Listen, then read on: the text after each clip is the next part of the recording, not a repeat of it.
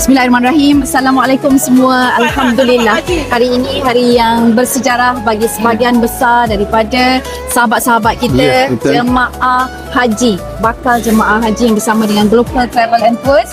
Kita akan berangkat menunaikan haji pada tahun 1447 Hijrah. Ya, mohon kepada Allah Subhanahu Wa Taala agar dipermudahkan perjalanan, dan mohon juga kepada semua yang melihat video kami ini untuk mendoakan semua jemaah agar semuanya berjalan lancar, dipermudahkan, dan insya-Allah mendapat haji yang mabrur. Itulah idaman semua jemaah haji yang menunaikan haji di tanah suci kali ini. Ya, dan kami berjumlah 87.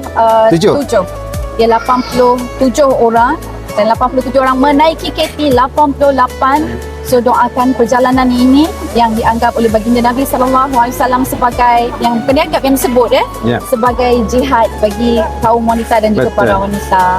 Jadi terima kasih atas sokongan, kesetiaan kalian, sokongan, doa yang diberikan. Ya, dan insya-Allah kita jumpa lagi.